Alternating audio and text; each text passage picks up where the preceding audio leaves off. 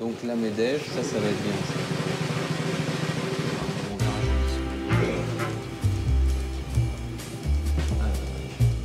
Qui va aller à une manif ou aux manifs quand même on en fait quelque chose ou on n'en fait rien, mais enfin, il faudrait aller voir quand même. C'est rarement très drôle. C'est vrai. Surtout s'il fait pas beau. Les manifs les mieux, c'est le Front National. Oui, c'est vrai. Mais là, il Non, vient pas, il boude. donc, et peut-être... oui, et au moins. Voilà. Ils ne peuvent pas être au four qui n'a jamais existé et au moulin qui est pas mort. Qui non plus.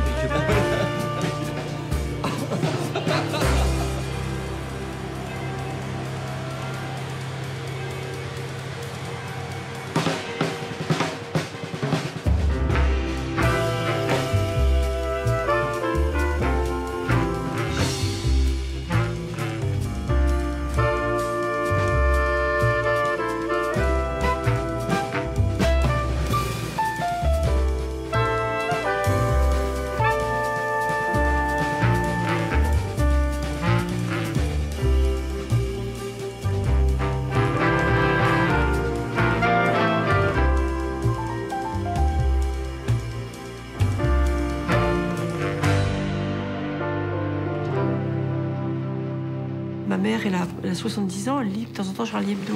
Quand je suis dans l'autobus ou le métro et que j'ouvre mon Charlie Hebdo et que je vois qu'il y a des gens qui jettent un coup d'œil comme ça, je me dis allez, j'ai envie d'être l'homme sandwich et de leur dire allez-y, regardez. C'est un journal un peu anard, très critique, très virulent. Comme un coup de revolver dans une salle d'opéra. Voilà. Charlie, c'est quand même un truc qui dégringole un peu le système, enfin qui devrait dégringoler s'il faisait bien son travail. Je trouve qu'il le fait pas assez, quoi. C'est pas si simple d'être dans la dérision et dans la proposition. C'est toute la difficulté de Charlie Hebdo.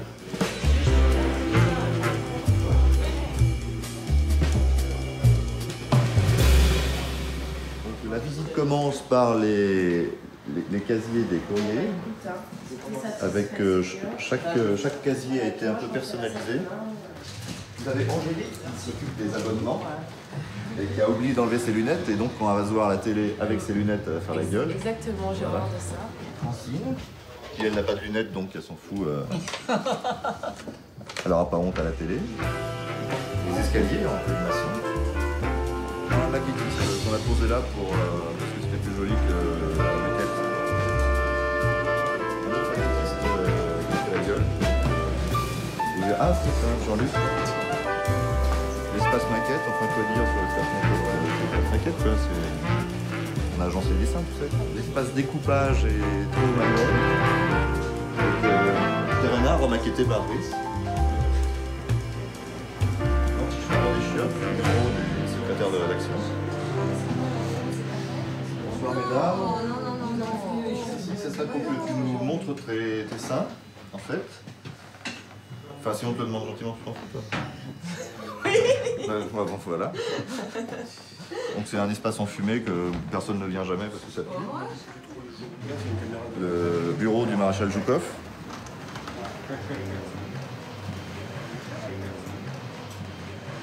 Le bureau de Jules.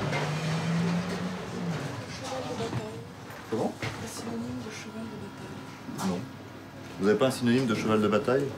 À demande. Là, tout de suite, non, je vois pas. Donc Liliane qui fait semblant de travailler parce qu'il y a une caméra, qui, on ne sait pas bien à quoi elle sert, mais normalement elle est attachée de presse. Attachée de fesses. Attachée de fesses, comme dirait... Alors c'est Agathe André, c'est l'humoriste du bureau des journalistes. Coluche, et sort de moi. c'est là en fait que toute l'info est centralisée ici. Rebecca, stagiaire, très mal rémunérée, exploitée à mort, enfin... Non. Antonio Fischetti que l'on ne présente plus, avec son vibromasseur qui est devenu célèbre maintenant dans le monde du X. Voilà. Ah. J'oublie le souvenir de Gaza qui nous a ramenés et que je crois...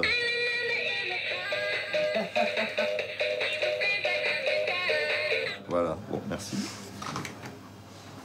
Ce qui met une ambiance sympathique. Ils sont un peu obligés parce qu'ils voient des choses tellement horribles, le tsunami, tout ça. Ils sont obligés de se détendre un peu.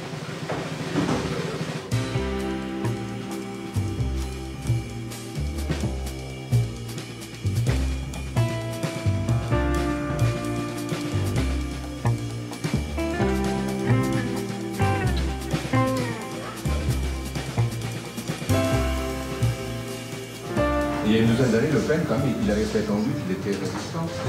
À 15 ans en Bretagne. Et c'est les réseaux de résistance qui avaient prouvé que non.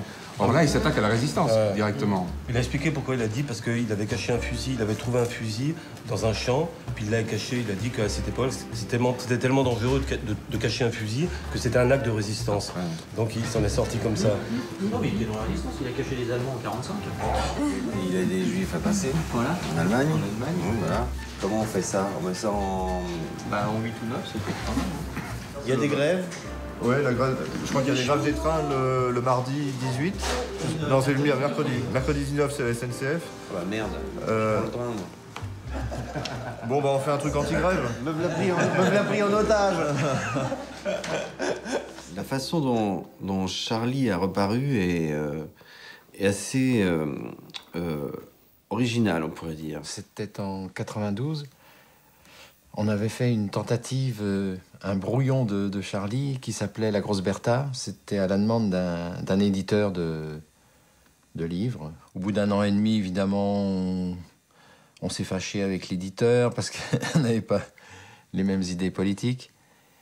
Mais ça nous a servi quand même à rôder une équipe, quoi. Bon, est-ce qu'il manque quelque chose? Des cacahuètes pour l'apéro. On fait rien sur l'Airbus à 380? On va attendre qu'il s'écrase d'abord. Voilà. Où est-ce qu'il va s'écraser? D'ailleurs, ce qui est bien... On peut faire les paris. Ce qui serait pas mal, c'est de garder, pendant que c'est chaud, là, de garder toutes les déclarations des chefs d'État, c'est fabuleux, formidable, des trucs lyriques débiles, le sommet de l'art, et puis attendre que le premier vol. Attendre le oui. Qui va se prendre un platane. Normalement, c'est prévu. Théoriquement, oui. Il faudra qu'il soit haut, le platane, quoi. Ben non, mais il faudra qu'il décolle. Voilà. On se tapait le haut du platane. Carrément, tu penses qu'il va pas décoller, toi? Mais si, mais bon, il faut toujours prévoir le pire. Le pire est toujours certain. S'il n'y avait pas le pire, on ferait pas de journal. C'est vrai.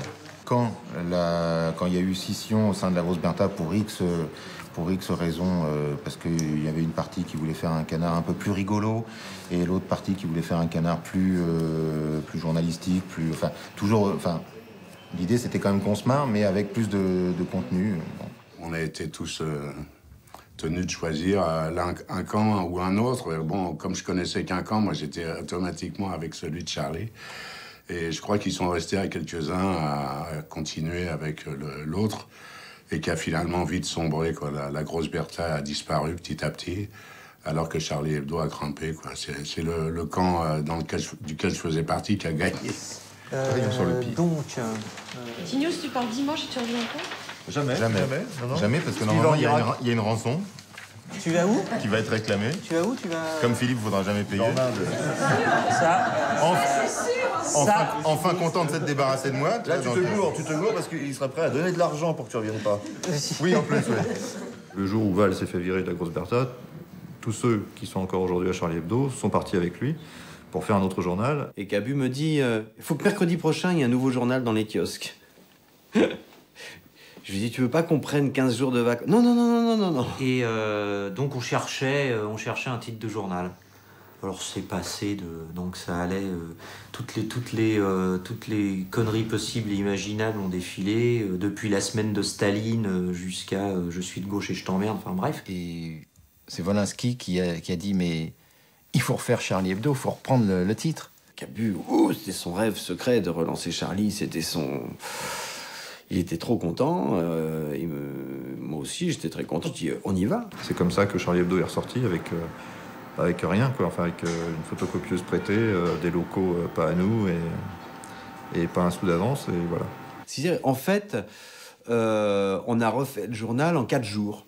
Et on s'est tous retrouvés après la mort du Charlie, première version de Charlie qui était enterrée depuis longtemps. Tout de suite, ça a marché. On a vendu le premier numéro, 120 000 exemplaires. Il y avait encore Mazur qui présentait le journal sur France 2, qui, je me rappelle, avait une banane comme ça le mardi soir en annonçant « Charlie Hebdo reparaît ».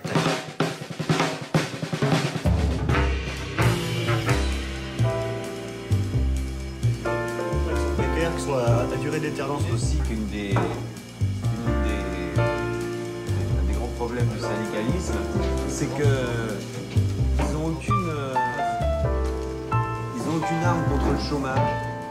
Enfin, c'est-à-dire qu'ils se battent pour l'emploi un peu tant qu'il y a des choses à défendre dans l'entreprise quand elle marche, quand elle est encore sur le site, etc. Mais dès que le processus de licenciement commence à se mettre en route, c'est fini. Les chômeurs, ils savent même pas ce que c'est. À l'époque de mon adolescence, donc, et du regretté professeur Choron, je pense que j'étais très premier degré, que je voyais Charlie comme d'abord un instrument de résistance et qui collait très bien avec mon état d'esprit de l'époque. Quand j'étais lycéen, étudiant, c'était le journal que nous considérions comme celui à la fois qui nous faisait rire, sourire, mais qui exprimait des thèmes issus de mai 68 ou issus de la contestation qui était la nôtre et qui correspondait à ce qu'était notre aspiration ou notre émancipation, en tout cas notre position par rapport aux grands événements du monde ou de la France. Aujourd'hui, quand le gouvernement signe un accord avec trois syndicats qui sont minoritaires... Charlie Hebdo, c'est d'abord Harakiri. C'est le début. Harakiri, c'est moi, Fred, Choron. Je voulais faire... Il y avait longtemps que ça me chatouillait. J'étais dessinateur et humoriste. Je plaçais mes dessins dans les journaux qui voulaient bien les prendre. Il y en avait beaucoup, beaucoup à ce moment-là. C'était le rêve pour les petits dessinateurs de blagues. Seulement, il fallait faire de la merde. Il fallait faire la bonne femme qui attend son mari avec le rouleau à pâtisserie derrière la porte, enfin des trucs comme ça. Si on faisait quelque chose d'un peu bien, on le pensait pas. Alors, quand il fallait bouffer et faire bouffer les gosses, on faisait de la merde. Mais j'avais envie, moi et d'autres, de faire un vrai journal, mais on se disait, si on veut un vrai journal, il n'y a qu'un moyen, il faut qu'on le fasse nous-mêmes. Alors voilà, j'ai pu le faire quand je suis tombé sur un gars capable de le vendre qui s'appelait Choron. Là, je vois Odile, la femme de Choron. Elle prend mes dessins. Je téléphone, elle me dit « Bon, ça intéresse M. Cavana ». J'arrive à la réunion, il me dit « Je te publie tes dessins ». Oh là là, j'en revenais pas. Hein. À peine Harakiri lancé, j'ai eu l'heureuse surprise de ma vie, qui restera pour moi le grand bonheur d'où toute ma vie a dépendu après. J'ai vu appliquer des gars qui s'appelaient Volinsky, Rezer, Cabu, GB, qui encore, Topor, Ciné, dont la plupart étaient des débutants et qui avaient un dessin tellement original, tellement, justement, le dessin que je voulais faire, que je voulais passer, moi, mais que eux n'avaient pas fait de concession. Moi, j'étais très, très violent, enfin, dans ma tête. Hein. Parce qu'en fait, j'ai jamais tué personne, mais le dessin m'a servi quand même à régler des comptes qui auraient pu se terminer mal si j'avais pas eu trouvé ce métier miraculeusement. Je serais peut-être en prison maintenant. Moi, je dessine un peu pour me venger. Mais venger, c'est pas une grosse vengeance, c'est pour me venger de tout ce que j'entends comme bêtises. Et... Je voulais pas être dessinateur, c'était pas un métier. Et il n'y avait pas de journaux. Pour travailler où? Au Hérisson, à Ici Paris.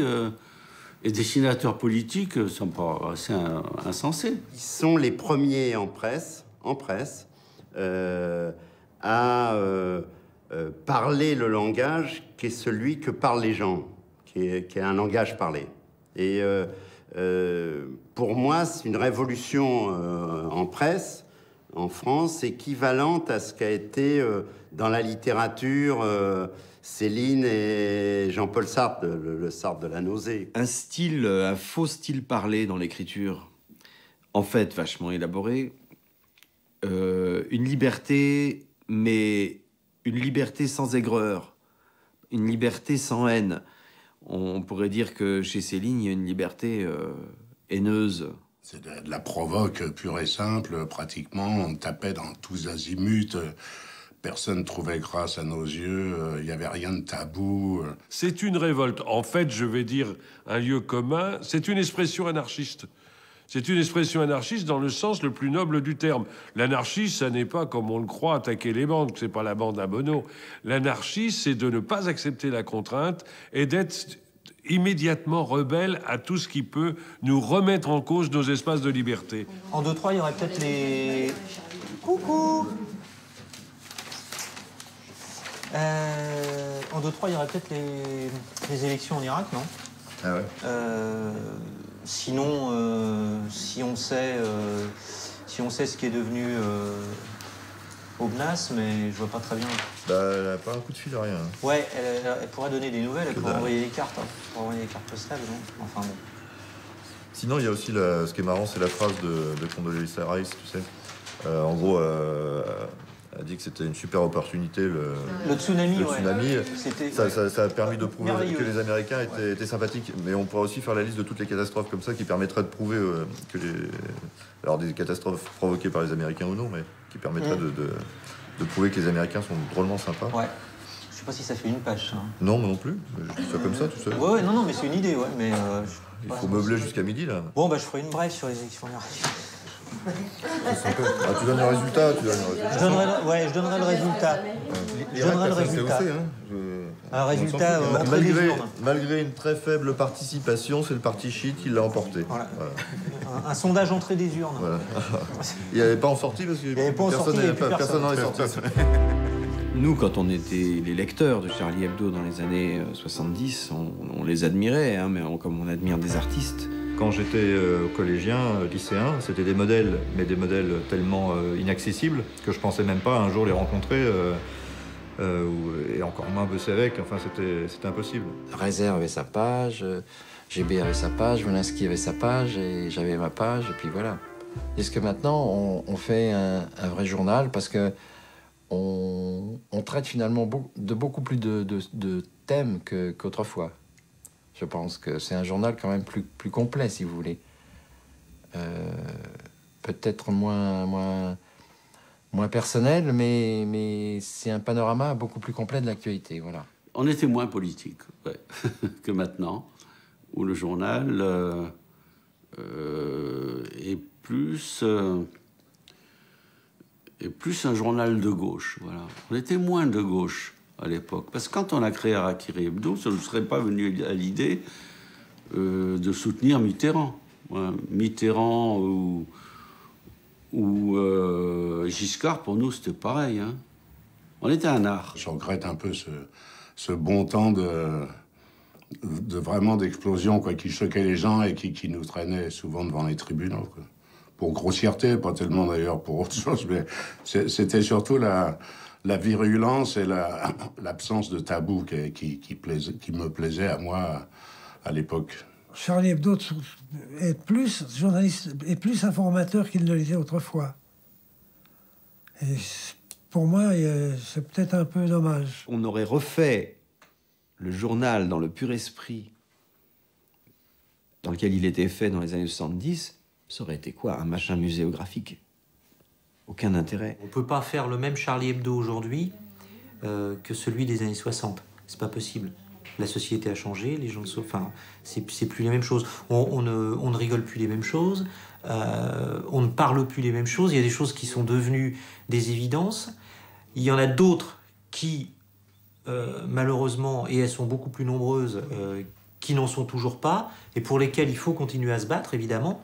On continue toujours à se battre pour les droits des femmes, on continue toujours à se battre pour l'écologie, on continue parce que ce sont des choses qui malheureusement sont jamais gagnées. On est en train de voir que tous les acquis sociaux sont en train de se barrer en couilles. On est là en train de s'agripper, en train de rafistoler, et c'est pas très joyeux, quoi. C'est pas marrant de défendre des gens qui sont dans une telle merde, alors que à un moment où quand t'es conquérant dans ce domaine-là, c'est plutôt enjoué et t'as envie de rentrer dans le lard, quoi. Non, mais autrement, à un moment. en mai 68, c'était joyeux et tu vois, il y avait un mouvement. Mais en mai 68, il y avait des propositions, là, il n'y a pas de propositions. Puis il y a en 68, c'était des laïcs qui foutaient le feu aux voitures. Maintenant, c'est des islamistes.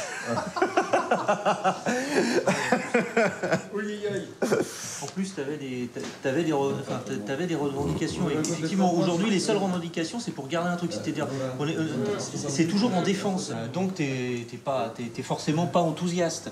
Tu t'emmerdes forcément, quoi. C'est ça. Alors que quand t'essayes justement d'aller de l'avant, un peu l'utopie. Là, la seule utopie, c'est merde. Voilà. C'est les soldes. Qu'est-ce qu'on va nous garder? Oui. Le seul truc, non mais c'est vrai, le seul truc avec lequel tu mobilises les gens, c'est les soldes. Ça, c'est bien. C'est Enfin, les soldes, l'utopie sociale. Ah non. Ah oui, peut-être qu'on pourrait peut-être justement faire des soldes sur la Sécu à vendre pas cher, moitié prix sur les retraites, moitié prix, peut-être qu'on pourrait faire un truc comme ça. Le service public en solde, les hôpitaux, les soins, la Sécu, enfin, tout ce qui est, tu vois, il y a vraiment des tas de trucs. Hein. Il faut un texte qui gueule, quand gueulent les gens, bande de cons, vous croyez que vous allez faire des affaires, mais vous allez jamais faire d'affaires. Si vous faisiez des affaires, ça se saurait, vous seriez moins dans la merde que maintenant. Vous en ferez jamais. Vous avez beau faire la queue pour avoir une paire de chaussettes pour le prix de 2, jamais. Par contre, ce qui est vraiment soldé, c'est ça. Et là, le dessin, c'est le dessin voilà, qui raconte. Les soldes en France ou la France en solde? Alors, c'est la France ça, en la solde. France en solde. C'est même, il faudrait s'adresser au lecteur. Vous êtes en solde. Ouais. Vous êtes en solde. Vous Vous en êtes rendez en même solde pas compte. aussi. Vous êtes en solde. Travail précaire, machin. C'est vous l'objet des soldes. Français, vous les êtes en contrats solde. précaires, Non mais c'est ça. Les machins. Le titre, c'est Français, vous êtes en solde. Ah ouais, Français, vous êtes en solde.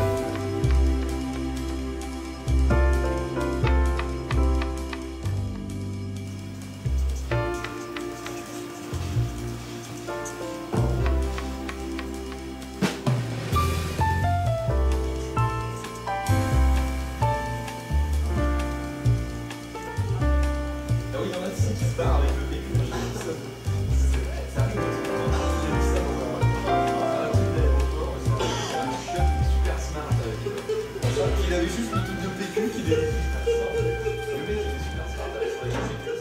Je pense que le dessin a beaucoup à gagner avec Charlie Hebdo, qui est un lieu vraiment. Alors là, c'est le chaudron où on fait bouillir les formes. Les dessins, ça représente beaucoup dans ces cas-là. Ça représente l'essentiel. Je dirais un peu comme peut-être il y a très longtemps dans la presse française, il y avait plein d'ouvriers qui, comme ma mère le fait quand j'amenais le journal chez moi, elle regarde que les photos. Ou que les dessins. Les articles, elle sait même pas ce qu'elle veut dire. Mais à partir des photos des dessins, elle comprend certaines choses. Et donc là, évidemment, les dessins, ils jouaient un rôle fondamental pour quelqu'un comme moi qui n'avait pas de culture politique, qui lisait pas spécialement des livres, mais qui voyait ça. À chaque fois, des fois que je passais, par exemple, j'avais pas beaucoup d'argent, mais quand je passais devant les marchands de journaux, je rentrais, je faisais semblant de vouloir acheter quelque chose, mais en fait, je regardais vite les dessins de Charlie Hebdo. Parce que ça, on peut, franchement, en 5 minutes, plus besoin après de l'acheter, on peut le reposer au mec et dire, bon, ça va, j'ai eu mon truc, et on se marrait, etc. Et puis, il y a des trucs qui circulaient un peu. Parfois, je les découpais même, je les mettais dans mes livres de classe quand j'étais un peu enfant, parce qu'il y avait des trucs assez marrants, surtout chez les immigrés. Puis j'aimais bien la gueule des immigrés dessinée par Capu, avec leurs cheveux un peu comme ça. C'est une caricature, mais en fait, elle me faisait rire énormément. Je ne suis pas d'accord avec cette définition qu'on entend souvent. Un bon dessin vaut mieux qu'un long discours, parce que dans un texte, vous avez beaucoup plus de nuances que dans un dessin. Vous avez la possibilité de faire passer beaucoup plus de nuances que dans un dessin. Un dessin, c'est un fusil à un coup. Vous avez droit à un coup, et vous avez droit à 10 secondes. C'est le temps de la lecture, mais le temps de la bulle qui est dans le dessin, souvent. Donc, il faut que ça soit une synthèse, il faut que ça soit un tir très précis, quoi. Mais quand c'est réussi, là, je cite encore Cavana, c'est un coup de poing dans la gueule, quoi, l'équivalent, quand c'est vraiment réussi. Camus, c'est vraiment un type formidable, très gentil, adorable, tout ça, mais ses dessins sont parfois très à la limite.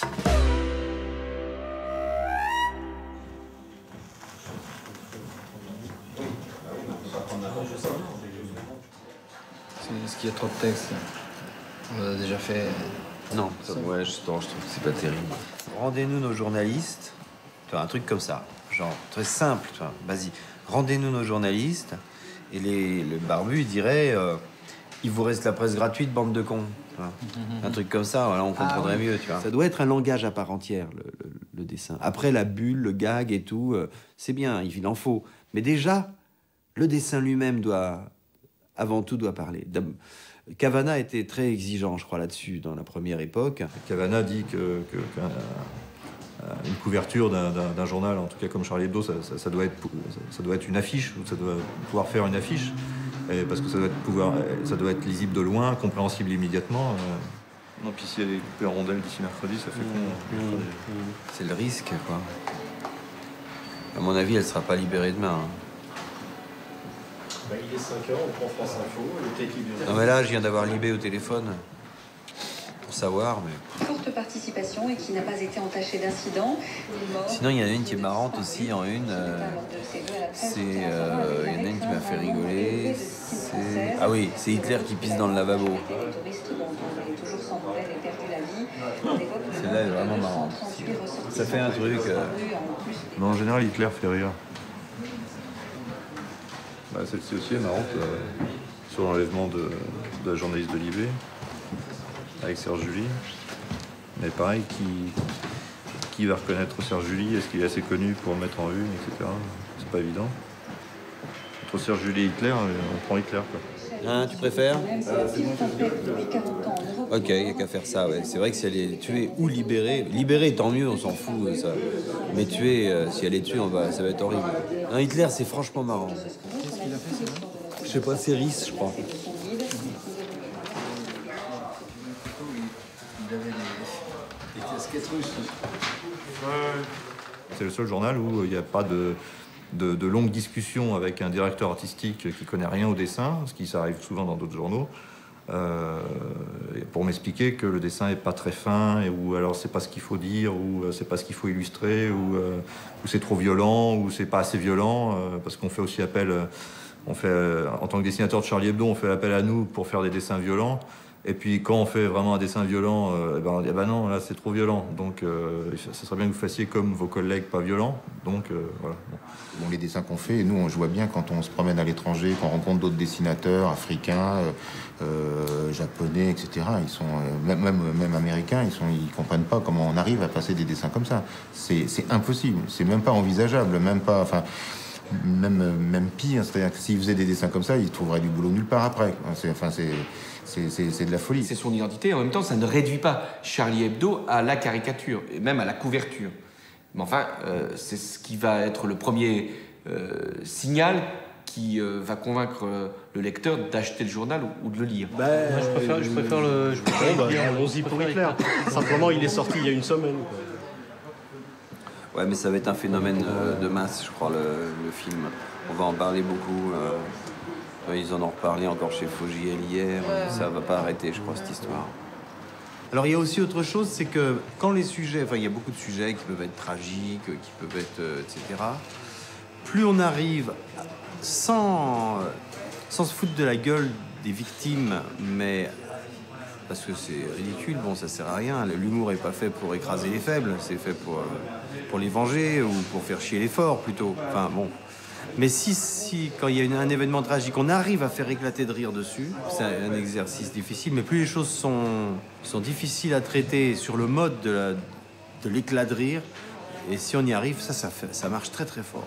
Tout de suite, on sent, il y a un réflexe, il y a de sympathie de la part des gens qui passent dans la rue et qui voient ça et qui achètent le journal. Et on le sent sur les ventes. La couverture de Cabu sur le tsunami, qui était seau d'eau froide sur le tourisme sexuel, évidemment, se moquait absolument pas des victimes et évidemment ne disait pas que toutes les victimes étaient des touristes sexuels. Encore une fois, ça calme le jeu. En plus, on se moque pas en général des victimes. On va se moquer du contexte, que c'est une horreur, qu'il n'ait pas été prévenu, qu'ensuite les secours n'arrivent pas, qu'en fait il y a un paquet d'enfoirés qui vont dans cette zone que pour tirer des coups, et souvent avec des enfants, ou des jeunes, etc. Donc c'est plutôt cela qu'on va s'amuser à critiquer. La une, c'est quand même une analyse. On analyse un fait d'actualité et bon, on peut se gourer dans notre analyse. Par exemple, quand il y a eu les affaires judiciaires au début, politico-judiciaires avec le juge von Ruymbeck, on avait fait une une assez hostile à Ruymbeck parce qu'on pensait qu'il était un peu en service commandé contre la gauche, quoi.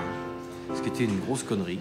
Et évidemment, c'était pas vrai. Enfin, ça s'est avéré être autre chose en tous les cas. C'est plutôt quelqu'un d'Honnête qui a été maltraité par une une. La une était marrante, mais nous, on n'était pas fiers de nous, quoi. On s'est trompé. C'était une critique qui visait pas la bonne cible. C'est violent, une de journal, quand même. Donc, on le regrette. On a des responsabilités, quand même.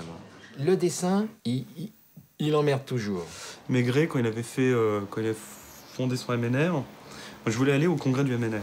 Et j'ai vraiment pas réussi à me faire accréditer. Même au Front National, j'arrivais à me faire accréditer, mais au MNR, non, c'était pas possible. Du coup, vraiment, les Maigret Jarvis, je sais que ça l'a fait chier. Lui, ça l'a fait chier. Parce que ça faisait même rire des gens de son camp. Ça, c'était efficace. Ça, c'était vraiment efficace. Je crois pas que j'ai réussi à faire un truc aussi efficace jusqu'à présent. En tout cas, contre quelqu'un. Enfin, en prenant Maigret. Moi, le truc qui m'a le plus fait marrer, c'est plus fait plaisir. C'est quand quelqu'un m'a dit un jour, à propos de Maigret, c'est terrible parce que maintenant, quand je le vois à la télé, je vois la caricature que tu en fais de lui. Je dis, bah, ça y est, j'ai gagné. Ouais. Là, j'ai gagné. La caricature est un autre. La marionnette est une autre. Vous voyez ce que je veux dire? C'est-à-dire qu'on croit qu'on est extérieur à sa propre image. C'est pas vrai. Donc on peut être froissé, vexé par une caricature, mais il faut penser que c'est pas forcément soi-même qui est en cause. C'est des critiques qu'on aura aussi envie de formuler, qui nous sont interdites parce qu'on est dedans. Mais le côté « je vous aime quand même, mais pourtant vous le méritez pas », par exemple, d'un Cabu, j'adore, quoi. J'aime beaucoup ce mec. Moi, par exemple, je fais jamais de dessin sur Le Pen. Hein. Même Sarkozy, maintenant, je commence à éviter. Parce que comme c'est celui que j'ai le plus dans le nez, je me dis, je lui fais plaisir. Si je l'attaque, je lui fais plaisir. Donc je l'attaque moins. C'est le silence qui gêne la classe politique. Ah voilà. Hop, on va se coucher. Ouais. Non, on va pas se coucher parce qu'il faut faire Le Pen. En 12-13 ans, on n'a pas eu de concurrent. On pourrait s'en réjouir. Moi, je m'en réjouis pas. J'aurais aimé qu'il y ait d'autres types de journaux comme ça qui viennent. Et ça serait plutôt bon signe. Le fait qu'on soit les seuls nous confère une responsabilité encore plus grande. On est le seul journal national satirique.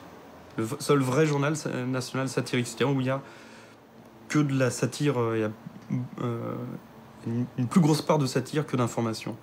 C'est très délicat parce qu'on ne sera jamais le Canard enchaîné, hein, ça c'est clair. Le Canard enchaîné, ça fonctionne sur la petite brève, quoi. C'est ça le Canard enchaîné. La grande page du Canard enchaîné, c'est la page 2 où il y a toutes les brèves. Donc nous, on n'est pas ça. On n'est pas un journal à qui on téléphone tous les jours 10 informations en disant tel ministre a pincé les fesses de tel autre. Non, c'est pas ça. Donc nous, on est un peu plus philo, un peu plus réflexion. Ça a toujours été ça, Charlie. Même quand c'était Harakiri, c'était une pensée de la société, Charlie. Alors que le Canard, c'est pas ça. Hein. Le Canard, ils font pas de politique, hein. Enfin, au sens populaire du terme. Donc, Charlie, ça sera jamais, je crois, un journal, effectivement, on fouille de l'info. C'est plutôt un regard décapant, cruel et original sur la société. Les dessinateurs ont un rôle d'analyste, font des reportages, font un vrai travail de journaliste. Ils travaillent sur des dossiers, on travaille ensemble sur des pages, sur des doubles pages. Ce que j'aime faire aussi, ce que j'ai fait beaucoup, c'est des reportages en dessin. Et les jeunes dessinateurs de Charlie continuent ce genre de dessin parce que là aussi, Charlie Hebdo est le seul journal où on peut faire ça. Le seul journal qui peut donner, par exemple, 2 pages à un dessinateur pour dessiner ce qu'il a vu dans tel ou tel pays, même, ou même à Paris, quoi. Moi, j'adore traiter des sujets d'actu étrangers et de partir en reportage. Donc, quand je fais des dessins et que j'écris des articles dans Charlie Hebdo, je sais que ma liberté de style, de ton, aussi bien à l'écrit qu'au dessin, je pourrais l'avoir nulle part. Et ça, un lecteur qui lit un truc sur le Kurdistan ou la Moldavie, qui soit pas un énième reportage avec toujours foutu pareil, avec un témoignage, un tel, on reprend ses paroles, il y a un petit chapeau d'ambiance, ils sont toujours formatés, hein, ces trucs d'école de journalisme. D'ailleurs, c'est pas étonnant de voir qu'il y a très très peu de gens qui sortent d'école de journalisme dans Charlie Hebdo. Et finalement aussi presque personne qui sortent d'école de dessin.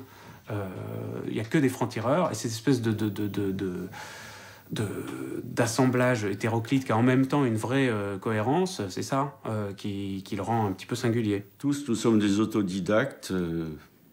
Kavanagh n'a pas personne n'a une formation de journaliste, je crois, ou alors il se cache. Non, on est tous des autodidactes. Kavanagh était un ancien maçon. GB était cheminot. Moi, j'ai jamais fait de journalisme avant. Moi, j'ai fait de l'animation, de la production, des livres, des films. Je veux pas être un journaliste. Et je pense que le journaliste, d'abord, en général, est quelqu'un qui écrit trop vite, c'est besoin d'être sous pression. Il me faut un papier dans les 2 heures, il me faut un papier demain matin. C'est très mauvais, c'est une très mauvaise école. Donc à Charlie Hebdo, j'aime bien que les articles soient un peu mûris, réfléchis. Déjà, depuis que je suis là, ce que je vois, c'est que ce sont tous des tronches. C'est-à-dire que c'est des gens très cultivés comme Bernard, par exemple. C'est vrai que j'ai quelques diplômes. Moi, je suis prof de fac, donc je fais ce qu'on fait un prof de fac, quoi, des agrègues, des thèses, des machins comme ça. Bon, mais c'est vrai que Charlie m'a donné une occasion unique d'exprimer l'économie. Et moi, je me suis vraiment éclaté avec Charlie. C'est-à-dire que j'ai pu parler avec le ton un peu Charlie de problèmes économiques qu'on a découvert beaucoup plus tard. Tout ce qui était les fonds de pension, tout ça, j'ai pu en parler bien avant. Donc j'ai pu exprimer, je crois, de façon très originale, l'économie. Et je crois qu'il n'y a que dans Charlie où on exprime l'économie de cette manière. Pour pouvoir réfléchir, pour pouvoir être un laboratoire d'idées, il faut que ce soit des professionnels, dans Charlie, qui écrivent sur le thème sur lequel ils écrivent, pour être au plus proche du cœur de la production intellectuelle. Et ça, il me semble que c'est une des spécificités, une des originalités de Charlie. Gérard ? Oui. Avant-hier, j'ai entendu qu'un type, un restaurateur, s'était fait avait des problèmes parce qu'il n'avait pas payé son employé pendant 17 ans. Oui. Le mec n'a pas eu son salaire pendant 17 ans. Ouais. Mais il vivait de quoi? Je sais pas, mais peu importe. Il vivait bien quand même. Parce que j'avais envie de reprendre ce machin-là pour signaler que quelque chose qui est relativement trivial dans le milieu de la recherche, mais dont on parle pas beaucoup, c'est que un tiers de la force de frappe en publication de la France en recherche repose sur du travail de doctorants non financé pour ce qu'ils font. C'est-à-dire, en fait, il y a un tiers de la recherche qui est simplement faite sans salaire. Angle ton truc là-dessus. Oui. Angle-le comme ça, ton papier. Mais pour pas être payé pendant 17 ans, il devait être à CFDT, non? Ils le font pour eux, le journal. J'espère qu'ils le font pour eux, quoi. Je pense que, en même temps, c'est contradictoire avec ce que j'ai dit tout à l'heure sur le fait qu'il y avait une grande volonté pédagogique dans Charlie. Enfin, que je sens beaucoup chez Philippe, en tout cas, et chez Bernard Maris. Je pense que si on n'a pas de plaisir, ça dure pas, quoi. Et pour un journal comme celui-là, le défi, c'est de sortir toutes les semaines, puis c'est de durer. C'est un journal qui n'a pas de publicité. Ou alors je ne l'ai pas vu. Deuxièmement, c'est un journal qui n'est pas appuyé sur un groupe industriel. Et à mon avis, il n'y a aucune entreprise d'armement qui finance Charlie Hebdo. Bon, donc ça rend pas les choses faciles. Donc la menace qui pèse sur Charlie Hebdo, c'est de ne pas avoir les ressources pour continuer. Sur France Culture, ils font pas encore de pub, mais ils faisaient très peu d'autopromo. Il y avait des moments de programme. Tu vois, il y avait des moments où ils annonçaient les programmes à venir ou des événements sur la chaîne. Mais maintenant, ils commencent à faire vachement d'autopromo. France Culture, ouais, écoutez pas tout dans le monde. Bon, des conneries comme ça. Et ça veut dire qu'il va y avoir de la pub. Non, mais attends, ils l'ont annoncé. En fait, ils sont en train de créer en parallèle une radio internet. Et ils ont expliqué qu'en fait, ça leur coûtait bien trop cher. Et qu'ils allaient être obligés, effectivement, d'avoir recours à la pub. Il y a toujours eu de la publicité dans l'Observateur, on est habitué, ça fait 40 ans qu'on vit avec de la publicité, on a appris à maîtriser cette affaire. Hein. Et ça n'a pas grande influence, finalement, sur nos prises de position. Ça peut avoir une influence sur certains aspects du journal, parce qu'on parle de certains produits ou de certaines choses comme ça, ou de certaines activités, mais ça n'influence pas notre traitement des marques, ni encore moins l'orientation. L'orientation est toujours de l'Observateur, n'a pas changé. Il y avait toujours la pub. Dans tous les canards où j'ai bossé, il y avait la pub. Et toujours cette pression sur les articles à cause de la pub. Donc là, il y a une liberté qui est vraiment très grande par rapport aux autres journaux. On salue les journaux comme Le Canard ou comme Charlie qui ont réussi à se passer de publicité. Le problème, c'est que si on faisait ça, nous, on serait obligé de réduire notre pagination, de licencier des gens. Enfin, ce serait pas très positif et le gain en contenu serait faible. Eux, ils ont pris une option plus radicale depuis le début. Bravo, c'est très bien. On ne peut pas faire fortune avec un journal pareil. Ça, c'est sûr. Il vaut mieux faire une connerie à ramasser de la pub. Là, on peut gagner de l'argent. Mais un journal qui se veut sans pub et qui l'est effectivement, et qui veut la liberté totale de taper sur tout le monde, sans subir aucune influence, ni en bien ni en mal, effectivement, ça peut vivre, la preuve. Ça peut même vivre commodément, je l'espère bien. Ça ne peut pas faire fortune. Ça ne peut pas devenir ça ne peut pas tirer à 1 million d'exemplaires un jour, on le sait bien. Ça a un inconvénient qui n'en est pas vraiment un d'ailleurs, c'est qu'on dépend de nos lecteurs. C'est-à-dire que le jour où on n'a plus de lecteurs, bah voilà, on paraît plus. Ce qui me semble a priori le minimum pour un journal.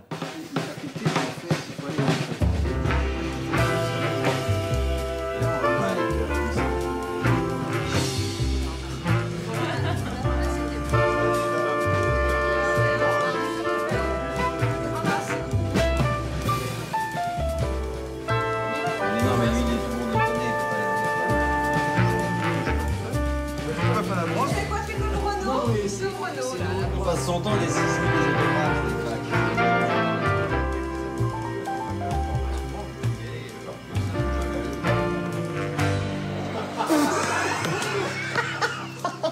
Bon ben je vous laisse. Quand l'ambiance est bonne comme ça, je m'en vais le cœur léger. J'ai vu l'autre jour que Charlie faisait de la publicité pour Libé. Oui, regardez maintenant Libé. Bon, il faut faire attention, c'est le début de la démarche, c'est la mécanique. Bien sûr, il y a des problèmes financiers. Défendre la liberté de la presse, c'est vouloir s'exprimer, quelles que soient les difficultés que l'on a. On fait, donc pour Charlie, qui était un problème, on fait de la pub pour Charlie. Et dans Charlie, il y a une présence de Libération. Voilà. J'étais contre l'encart Libé, je suis toujours contre. L'encart Libé, les autres encarts d'ailleurs. Parce que là, il y a Libé, ça arrive de temps en temps qu'il y ait un rock. Je trouve ça... Même mon diplôme, ça c'est arrivé quelques fois. Philippe, il me l'a jamais proposé, autant que je me souvienne, donc on n'a pas eu de se prononcer. S'il me le propose, on va discuter. Je trouve ça nul. Parce que c'est un espace qui n'est plus géré par la rédaction. On s'est même déjà retrouvé avec un Libé spécial foot, je crois. Genre qui faisait hors série sur le foot. Donc t'as l'air vraiment d'une couille quand même. Je sais qu'il y a eu... Ça a été beaucoup discuté, ça s'est beaucoup disputé. Voilà, puis finalement, ça a continué. Ça reste tout bêtement de la pub, et c'est moche. C'est hyper moche. Ah, c'est très très laid. Ah, attends, on est plein de dessinateurs, de gens qui avons une conscience du graphisme, même si on n'a pas les mêmes valeurs graphiques. Mais déjà, un truc moche comme ça, c'est toujours une espèce de crotte de nez dans Charlie. Tant qu'à ce qu'il y ait de la merde dans Charlie, autant que ce soit nous qui la fassions. Je ne vois pas en quoi le fait de consulter. En quoi consulter un proctologue à Tokyo ferait que les États-Unis rejettent moins de gaz carbonique? Je ne vois pas en quoi le fait de consulter un proctologue à Tokyo... Ah, de Tokyo, ça sonne plus, hein. Attends, de quoi tu te mêles? Attends, tu crois que t'as de l'humour, toi? Tu sais, c'est vachement dur, l'humour. C'est un métier, ma fille. Oui. Ouais, mais elle comprend rien. Justement, mais elle est... Justement, elle est con, elle comprend rien. Consolisa, on va pas s'engueuler pour de la politique. C'est pluralité de graphisme, pluralité de plumes, pluralité de style. C'est vrai que le style de Cavana, c'est pas le même que celui de Val, c'est pas le même que celui d'Oncle Bernard à l'écrit. Alors, le problème, souvent, c'est que les gens qui veulent rentrer à Charlie, ils ont l'impression que il faut justement faire du Charlie. Mais il faut surtout pas faire du Charlie. Il faut faire ce qu'on est au mieux. Et ça fait du Charlie. Ça rentrera dans le machin. Il n'y a que si on... Il n'y a que si on est libre dans son expression, dans sa façon d'exercer son métier, que ça peut fonctionner à Charlie. L'esprit Charlie Hebdo, c'est que vraiment chacun il fait ce qu'il veut. Moi, ce dont je me régale, c'est quand il y a des articles qui sont assez opposés l'un à l'autre. C'est le truc le plus important à Charlie, c'est qu'on n'est pas forcément d'accord. Et des fois, c'est dur, parce que des fois, on a des accords vraiment très très forts. Au moment de la guerre au Kosovo, on s'est vraiment foutu sur la gueule, à l'intérieur du journal. Des fois, on est diamétralement opposés, même, ou pas diamétralement, mais souvent, on s'accroche sec. Dis-moi, Agathe. Métro Paris, ils sont submergés. Ça, c'est le truc qu'il faudra dire avant toute chose, c'est qu'ils sont submergés. Des étudiants d'école de journalisme. Des étudiants d'école de journalisme. C'est vraiment des petits cons, quoi. Il n'y a pas d'autre mot. Et non rémunérés, bien évidemment. Oui, bah oui, non, mais bon. Mais c'est pas une expérience. Mais c'est pas une expérience professionnelle. Attends, à 20 ans, si tu veux être journaliste, tu vas pas aller à métro. Mais qu'est-ce que c'est que ça? Parce que je te dis que c'est bloqué. On peut aller au McDo avec les études qu'ils ont fait, je suis désolée. Faire des études de journaliste pour aller demander un stage dans un journal gratuit, c'est limite quand même. Attends, tu fais quoi? Le problème, c'est que ça peut avoir vraiment un côté private joke au bout d'un moment. C'est-à-dire, à force de se foutre sur la gueule, etc. Mais en même temps, ça fait des débats d'idées. Et il vaut mieux un débat d'idées qui soit un petit peu énergique. Plutôt qu'un truc feutré qu'on pourrait lire. Enfin, on n'est pas Télérama, quoi, merde. Donc, autant qu'on s'engueule bien, quoi. On va pas dire alors, plus je suis plutôt pour, je suis plutôt contre, machin, tout ça. On va dire pauvre connard, tu dis n'importe quoi, espèce de gens foutre et tout. Moi, je préfère ça, quoi. Mais au fait, quand est-ce que tu peux remettre ta décoration là qu'on assiste? Ouais. On peut venir? On est invité? Je sais rien, à part la lettre que vous avez tous lue, je sais rien. Et puis ça a été annoncé dans la presse, c'est aucune nouvelle. Est-ce qu'on peut l'avoir? Je peux en parler. Bon, d'accord, merci. Ceux qui veulent la Légion d'honneur me font une petite liste et j'en parlerai au président. Parce que moi, je ne l'ai pas demandé, mais vous n'êtes pas obligé d'être aussi pur que moi. Maintenant, c'est Wolinski qui a la Légion d'honneur, on reprend un coup de vieux. Et à force de coups comme ça, il y a des gens qui se désabonnent. Et c'est vrai que moi, je ne sais pas quoi leur dire. J'ai écouté, il y a toujours des brebis galeuses chez nous, mais bon, c'est pas, on n'est pas responsable de tout ça. Quand vous vous trouvez dans une situation où vous recevez une lettre du président dans laquelle il vous dit j'ai décidé de vous accorder la Légion d'honneur, que j'arrive de voyage, ça va être... Et c'était déjà au journal officiel. Qu'est-ce que je vais faire? Je vais écrire au président, je vais faire un esclandre pour lui dire non, ne me donnez pas. Finalement, la refuser, c'est encore plus ridicule que l'accepter. Bon, je laissé faire. Quand Wolinski dit « Ah, ben j'étais en train de serrer la main à Chirac, bon, j'étais allé, je sais pas où il était à l'île Maurice, et il était en train de passer les plats, Chirac l'a dit, etc. » Bon, les lecteurs, ils sont fous. Ils se disent « Mais qu'est-ce que... » Bon, mais Wolinski, il s'en fout complètement. Lui. Il raconte ça, il dit bon, c'est de l'info, c'est intéressant de voir Chirac en calbute, en train de passer les pas, donc je fais les dessins là-dessus. Bon. C'est Bernadette qui a eu l'idée, et je crois que c'est parce qu'elle aime pas boire de la bière, et lui, il boit que de la bière, et elle n'ose pas se commander une bouteille de vin toute seule. Alors avec nous, elle pouvait boire du vin. Donc on a dîné ensemble, c'était plutôt sympa. Alors on m'a pas mal insulté, évidemment, Ciné m'a insulté, mais j'ai l'habitude qu'il me crache dessus. De toute façon, Ciné crache sur tout ce qu'il a aimé. Et moi, il ne m'a pas tellement aimé en plus. Mais il crache sur Mao, il crache sur Castro, il crache... il ne croit pas encore en Dieu, mais ça va venir.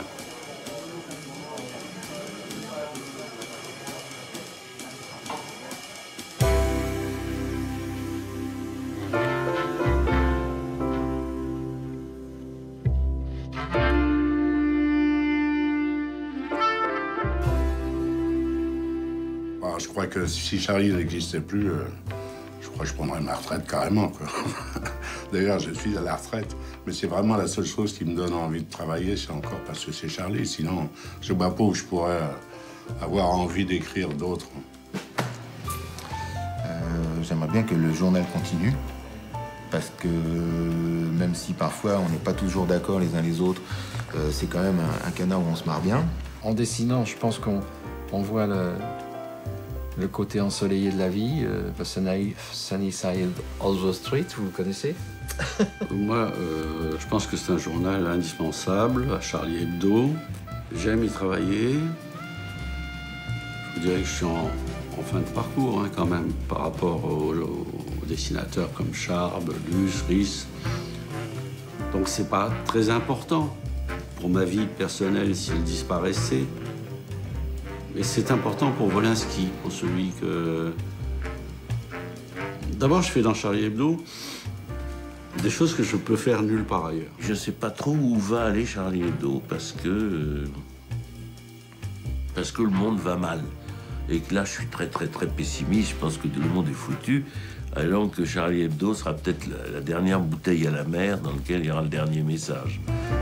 Je ne sais pas, mais je veux pas en finir sur la tristesse, ce serait idiot. Je pense que Charlie a encore du progrès à faire. Et c'est bien de s'imaginer ça. C'est-à-dire que c'est encore un journal en mouvement. Quand il se produit quelque chose qui n'aurait pas pu se produire ailleurs, je suis vraiment content, quoi. Y a des numéros comme ça qui sont réussis. Pas tous, mais ça veut dire quand même qu'il faut l'acheter toutes les semaines, parce qu'on sait jamais. C'est pas parce qu'on est sûr d'y trouver quelque chose, mais c'est parce que quand on y trouve quelque chose de bon, normalement c'est vachement bon.